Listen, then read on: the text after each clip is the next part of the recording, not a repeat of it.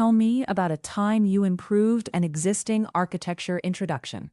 This is an important behavioral and system design interview question for software developers, senior developers, team leads, and engineering managers. Interviewers ask this question to understand how you identify architectural problems, how you improve existing systems without breaking them, how you reduce technical debt, how you improve scalability and reliability, how you handle migration safely, how you communicate trade-offs, how you measure architectural improvement. This question is especially important for check Java developers, check backend developers, check full-stack developers, check senior software developers, check cloud developers, check team leads, check engineering managers, check system design interviews. The best way to answer this question is by using the STAR method. STAR means S. Situation, explain the background. T. Task, explain your responsibility. A. Action, explain what you personally did.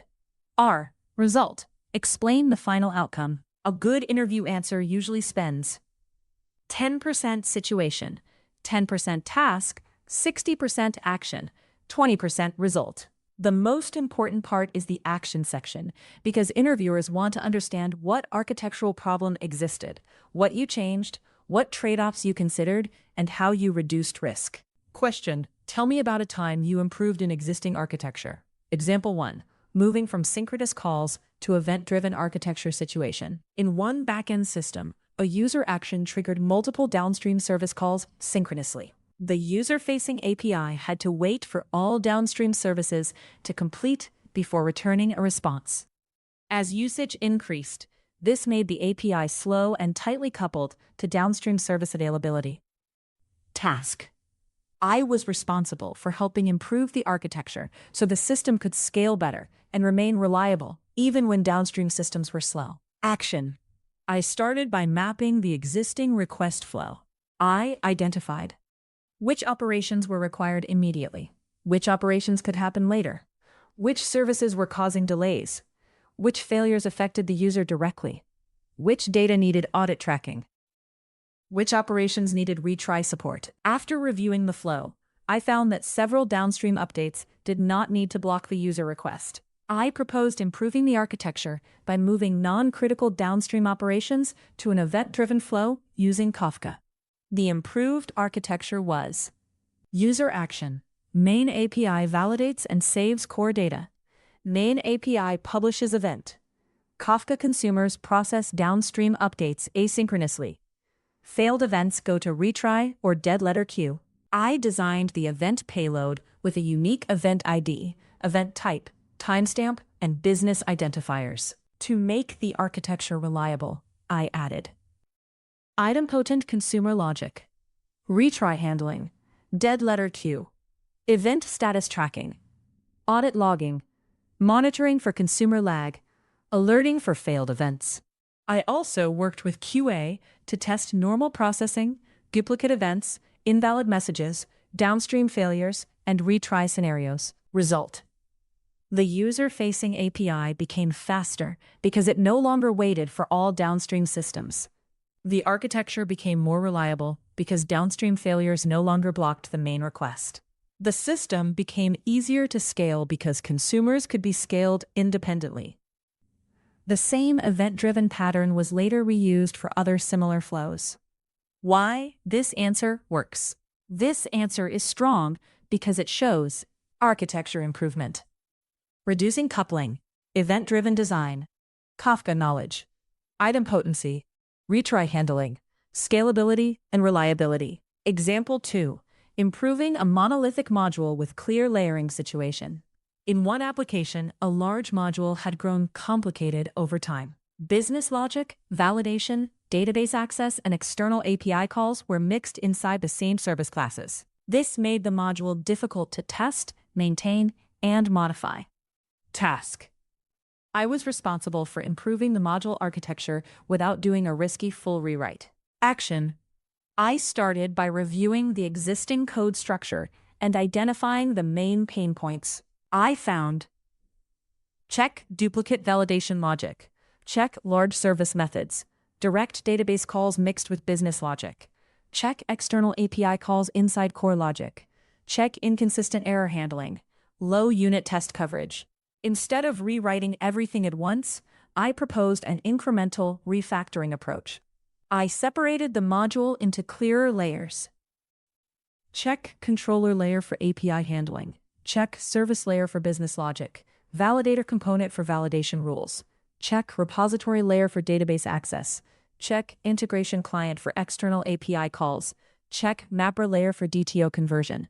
Check centralized exception handling. I refactored one flow first and added tests to confirm behavior stayed the same. After that, I gradually applied the same structure to other flows. I also documented the new module structure so other developers could follow the same pattern. Result: the module became easier to understand and maintain. Unit test coverage improved because business logic was separated from external dependencies. Future changes became faster because developers could modify one layer without affecting unrelated logic. The risk was controlled because the architecture was improved incrementally instead of through a large rewrite. Why this answer works? This answer is good because it shows architecture refactoring, reducing technical debt, layered design, incremental migration, testability improvement. Example 3. Improving database architecture for performance situation. A reporting feature was slow because every dashboard request calculated metrics directly from large transaction tables. As data volume increased, dashboard loading time became unacceptable. Task: I was responsible for improving the backend and database architecture so reports could load faster without affecting data accuracy. Action: I started by analyzing the existing reporting flow. The current architecture was dashboard request, API calls database, database scans raw transaction tables, API calculates and returns metrics. I reviewed query execution plans and found that the system was repeatedly calculating the same summary values. I discussed data freshness requirements with the business team and learned that real-time accuracy was not required for every metric. Based on that, I proposed a summary table architecture. The improved flow was raw transactions. Schedule job or event processor calculates summaries. Summary table stores aggregated metrics. Dashboard API reads from summary table. Front-end displays metrics quickly. I added indexes on summary table filter columns and designed incremental updates where possible. I also added monitoring for summary job failures and fallback behavior if summary data was delayed. Result: dashboard load time improved significantly. Database load decreased because reports no longer scanned raw transaction tables for every request. The architecture became more scalable as transaction volume increased. Business users received faster reports while still meeting accepted data freshness requirements. Why this answer works? This answer is strong because it shows capital database architecture improvement, capital summary table design, capital performance optimization, capital data freshness trade-off, capital business collaboration, capital scalability. Example 4. Improving API architecture with standard error handling situation. In one application, different REST APIs handled errors differently. Some APIs returned plain text, some returned generic server errors, and others returned different JSON structures. This created confusion for front-end developers and made production debugging harder. Task: I was responsible for improving the API architecture by standardizing error handling across services. Action: I started by reviewing common error scenarios across the APIs. I grouped errors into categories. Check validation errors, authentication errors, authorization errors, resource not found, duplicate records, downstream service failures, unexpected server errors. Then I proposed a standard error response model. The model included error code, user-friendly message, timestamp, correlation ID, field-level validation details, internal log reference. I implemented centralized exception handling using a global exception handler. I also made sure sensitive technical details were logged internally, but not exposed to users. I updated APIs gradually and coordinated with front-end developers so they could handle errors consistently. I added tests for common error scenarios. Result: API error handling became consistent across the application. Front-end error handling became simpler. Production debugging improved because support teams could use correlation IDs and error codes to trace issues. The error model became a reusable pattern for future APIs. Why this answer works? This answer is good because it shows: check, API architecture improvement, standardization, centralized exception handling, front-end back-end alignment, security awareness, debugging improvement. Example 5, improving file upload architecture situation. In one application, users uploaded documents through the backend service. The original architecture stored too much file processing responsibility inside the main application server. As file volume increased, the service became slower and harder to scale. Task: I was responsible for improving the file upload architecture so it could handle higher volume and larger files more reliably. Action: I started by reviewing the existing upload flow. The old flow was: user uploads file, backend receives file, backend validates and processes file immediately, backend stores file and metadata, user waits until everything completes. This design made the user wait and put too much load on the application server. I proposed a more scalable architecture. User uploads file, backend validates metadata and permissions. File is stored in object storage. Database stores metadata and upload status. Async worker processes file. User can check processing status. I separated file storage, metadata, and heavy processing. I also added 6 file type validation, 6 file size validation, secure access control, upload status tracking, retry handling, async processing, monitoring for failed uploads, audit logging. Result: the upload flow became more scalable and reliable. The main application server was no longer blocked by heavy file processing. Users received faster feedback, and failed processing could be retried safely. The architecture also became easier to extend for future file processing features. Why this answer works? This answer is strong because it shows: copy architecture separation, copy object storage design, copy async processing, copy reliability improvement, copy user experience improvement, copy scalability. Example 6, improving architecture by introducing caching situation. A frequently used API was putting heavy load on the database because it fetched the same reference data repeatedly. The architecture had no caching layer, so every request went directly to the database. Task: I was responsible for improving the architecture to reduce database load and improve response time. Action: I started by analyzing the API usage pattern and data freshness requirements. I found that the data changed rarely, but was requested frequently. I proposed adding a caching layer for low-risk reference data. The improved architecture was: API request, check cache, return cache data if available, fall back to database if cache missed, store result in cache with TTL. I designed the cache carefully to avoid stale data issues.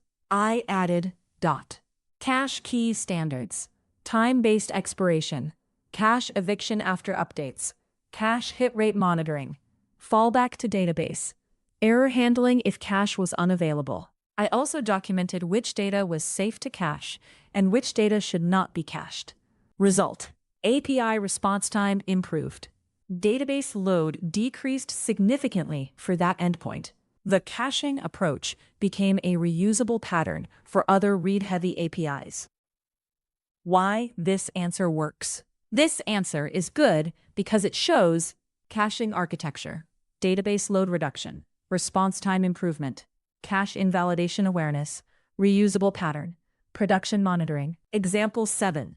Improving deployment architecture situation. One application had inconsistent deployment configuration across environments. Development, test, staging, and production used different property names and manual configuration steps. This caused deployment mistakes and made troubleshooting difficult. Task: I was responsible for improving the deployment architecture and making environment configuration more consistent. Action. I started by comparing the configuration across all environments. I reviewed. Check. Environment variables, secret names, database connection settings, API endpoint configuration, logging settings, feature flags, deployment scripts, health checks. I found several inconsistencies and unused configuration values. I proposed a standardized configuration structure. I renamed inconsistent properties, removed unused values, and documented required configuration. I also added startup validation so the application would fail fast with a clear error message if a required property was missing. To improve deployment safety, I added correct health check endpoint validation, correct smoke test checklist, correct rollback steps, clear environment documentation, correct configuration review before release. Result: deployment became more predictable. Environment-related failures decreased. When configuration issues happened, they were easier to identify because startup errors were clearer. The team used the same configuration pattern for future services. Why this answer works? This answer is strong because it shows Kirk, deployment architecture improvement. Kirk, environment standardization. Kirk, fail-fast validation. Kirk, operational reliability. Kirk, documentation. Kirk, release safety. Example 8. Improving multi-tenant architecture situation. In one SaaS-style application, multiple organizations used the same platform. The initial design supported tenant data, but tenant filtering was handled inconsistently across different queries and services. This created maintenance risk and potential data isolation concerns. Task. I was responsible for helping improve the architecture so tenant isolation was consistent, secure, and easier to maintain. Action. I started by reviewing how tenant ID was passed through the application. I checked C. Authentication token, service layer, database queries, repository methods, audit logs, authorization checks. I found that some services manually passed tenant ID, while others relied on different request parameters. This inconsistency created risk. I proposed a standard tenant context approach.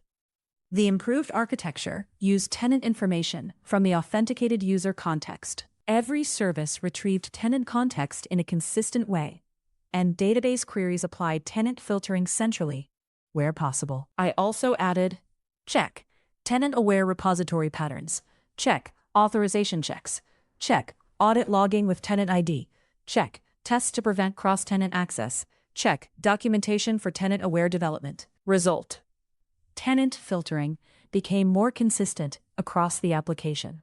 The risk of cross-tenant data access was reduced. New features became easier to build because developers followed a standard tenant-aware pattern. Why this answer works? This answer is strong for backend/SaaS interviews because it shows check multi-tenant architecture, check security improvement, check tenant isolation, check standardization, check authorization, check maintainability.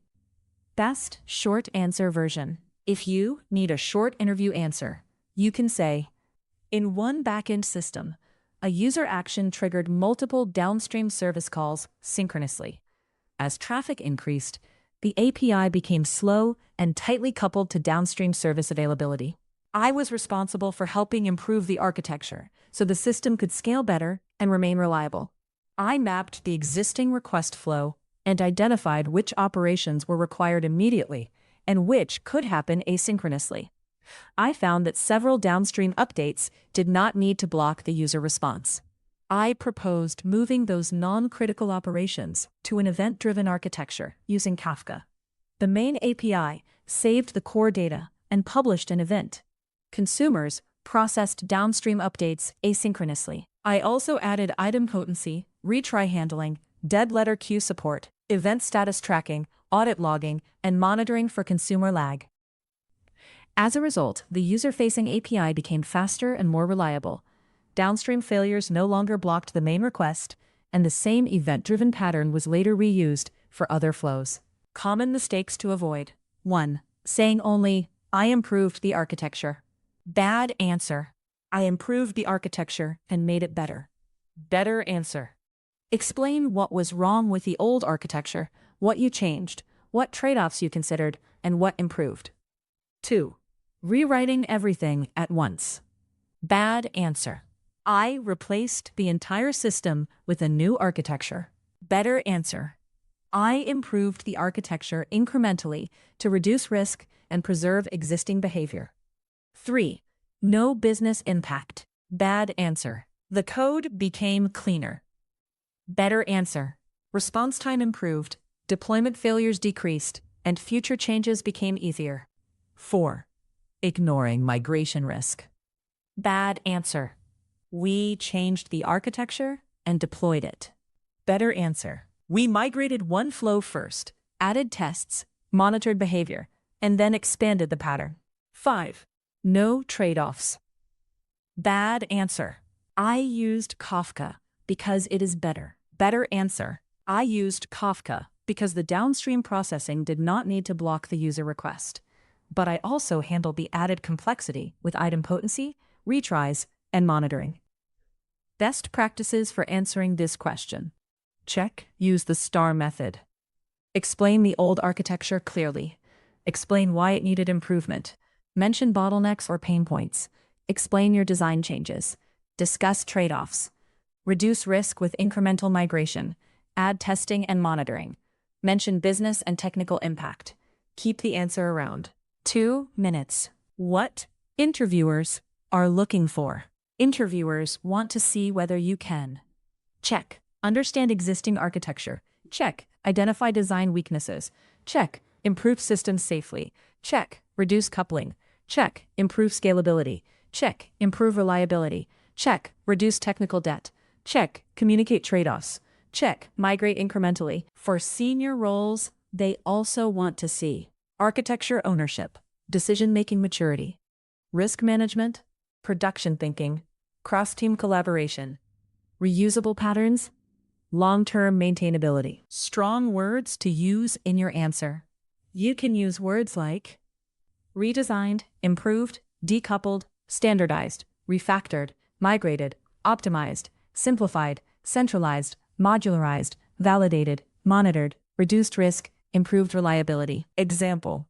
I improved the architecture by decoupling synchronous downstream calls, introducing asynchronous event processing, adding idempotency and retries, and monitoring the new flow after release. Good architecture improvement examples you can use. Depending on your experience, you can talk about synchronous to asynchronous flow, monolithic module refactoring, database reporting architecture, standard API error handling, file upload architecture, caching architecture, deployment configuration architecture, multi-tenant architecture, centralized logging, API gateway pattern, service decomposition, batch processing architecture, notification architecture, authentication and authorization architecture. Final summary. Tell me about a time you improved an existing architecture is an important interview question for software developers and senior engineers. The best answer should include what the old architecture looked like, what problems it caused, how you analyzed the system, what architecture improvement you proposed, what trade-offs you considered, how you reduced migration risk, how you tested and monitored the change, what result you achieved. Good examples include SEX, moving from synchronous calls to event-driven architecture. SEX, improving a monolithic module with clear layering. SEX, improving database reporting architecture. SEX, standardizing API error handling. SEX, improving file upload architecture. SEX, adding caching architecture. SEX, improving multi-tenant architecture. Architecture. The strongest answers show technical judgment, scalability, reliability, maintainability, and safe migration.